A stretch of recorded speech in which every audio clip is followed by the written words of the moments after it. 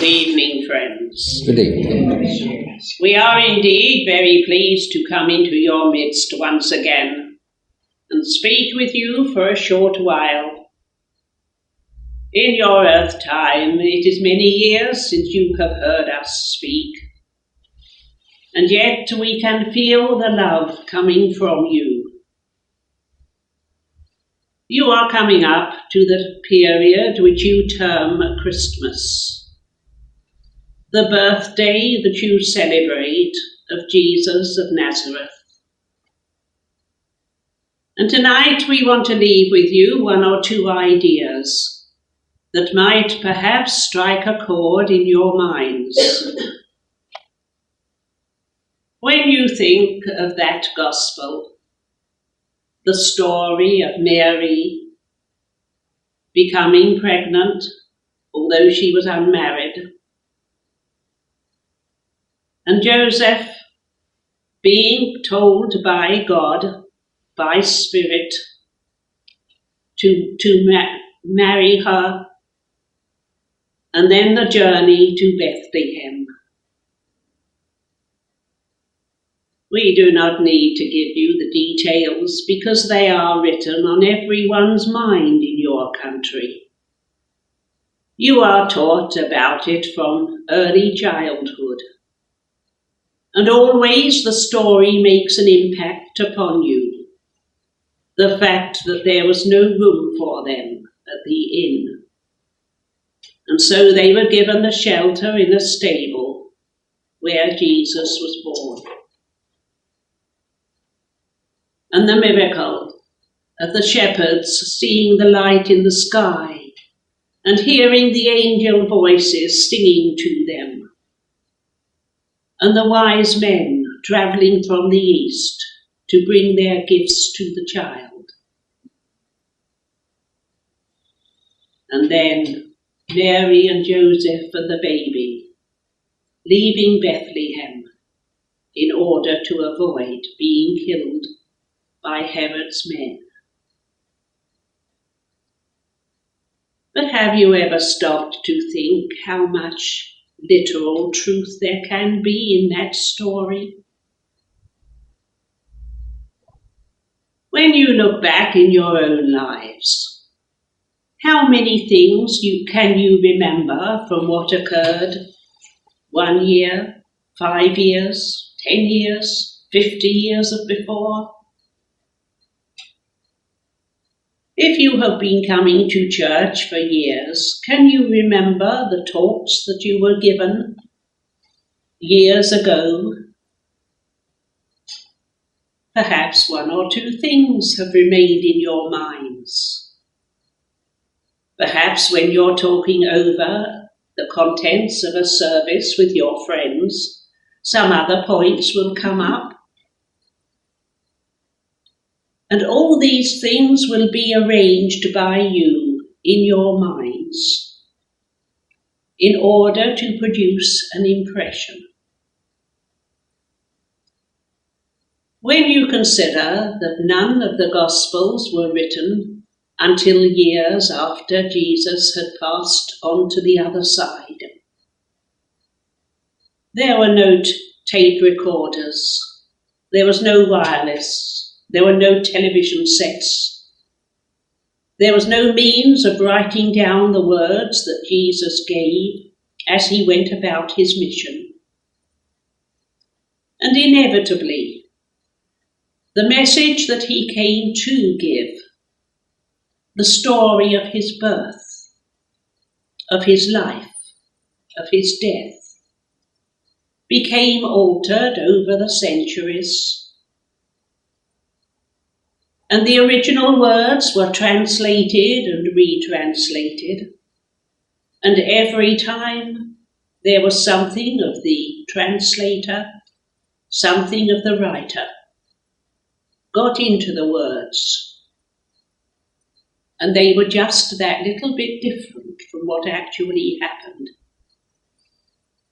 But the miracle is that the message that Jesus came to give, the message that started with his birth in a stable, or so we are told, Throughout his mission in a little tiny country that was under the domination of the Roman Empire,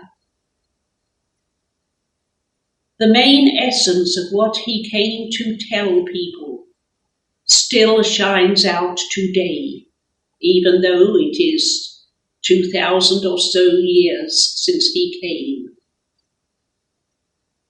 And the message is very simple, is it not? If you come down to the basics of Christianity, Jesus came to the earth plane. He was a medium, probably the most powerful medium that has ever lived, overshadowed by the Christ Spirit. And he came to give the simple message to love one another. At the time of Christmas, your thoughts naturally turn to the baby being born in that stable. You like to give presents, you like to send cards. If there are rifts in the family, quite often you want to heal them for Christmas. And in your Western world, all these things carry the imprint of love, carry the imprint of God, carry the mark that Jesus showed when he was on the earth plane. There is much in your Bible that has been mistranslated, misunderstood. Words have been omitted that were there originally, and others have been added. And yet throughout, that message remains the same, the message of love. There is so much good in mankind. You had an instance of it a short while ago when the ordinary people, you, your neighbours, your friends, your acquaintances, your workmates, were all moved by compassion because a nation on the other side of the world was dying of hunger. Through the medium of your television sets, you could see it for yourselves. And you were moved to give as much as you could because somebody else needed help. That was love. Love being made manifest. Love being shown in a practical way. And a lot of that money is not being used just for the relief of famine, but in order to put in hand projects that will make famines like that one a thing of the past. That is the true message of Christianity. To be able to help, but to help in such a way that other people can help themselves. It is of no use always being in a position to give alms to those who beg. It is surely much better to teach the beggar a trade, to give him a job, to make it possible for him to earn his own living.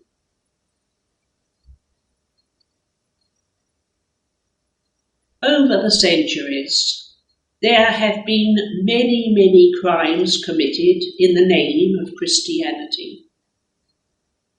People have been so narrow-minded that they believe that unless someone thought the same way that they did, unless they worshipped in the same way, then they had got to be exterminated. Jesus came to give a message of hope, a message of love to all men. when he chose his 12 apostles. He did not choose from the educated people, from the wealthy. He chose people from every walk of life, from the rich tax gatherer to the poor fisherman. He chose the men to follow him, who had got the power of mediumship, who had got a love of spirituality, whom he could see would be able to carry on with the message that he was giving them. You know how they succeeded and how they failed. In a way, it was a failure when Jesus was born in Bethlehem, in Nazareth,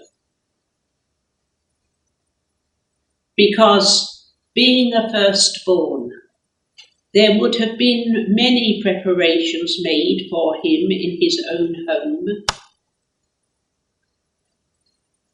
and yet he had to cradle in a manger. It may be a fairy story, it may be the literal truth. It matters not.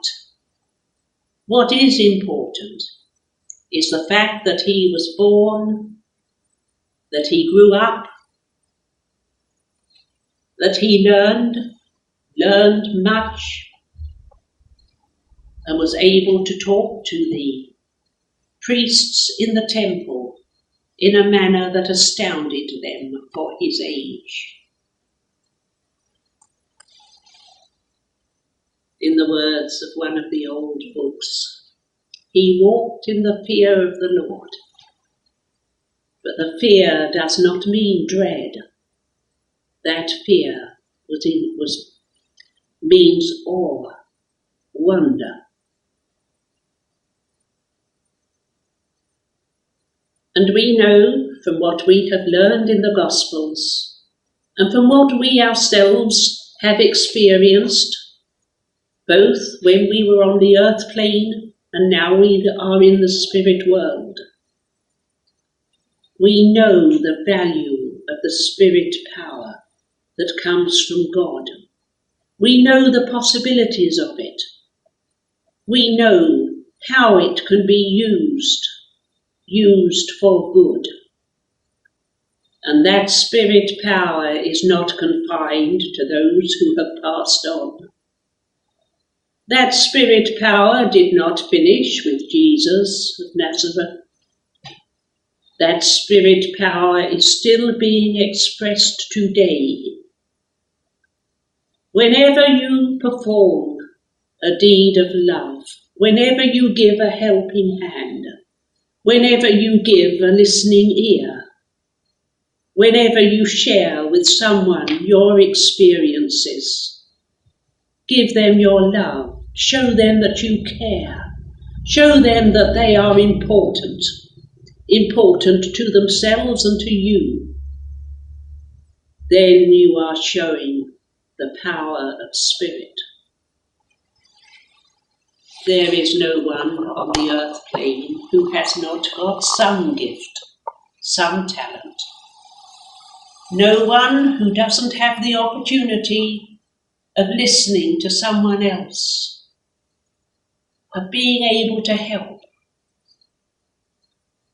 And it doesn't matter to spirit whether you are the greatest living medium, filling theatres and big halls, whether you are just a simple member of a congregation doing the washing up at the end of if you do it in the name of love, you are doing it with the power of the Spirit. As you come out to Christmas, send out your thoughts and your love to those who are not so fortunate as you are. Remember those who are lonely. Remember those who have lost loved ones at this time of the year. Give your sympathy. Give your love. Give your prayers. Give your healing. All these things are important. Important to spirit, important to God, and important to yourselves. Spiritualism should be termed the religion of love. Love for your fellow men and women. Love for the world of nature around you. Love for the whole of your world and all the other worlds. Love for the spirit power. Good night, and God bless you all.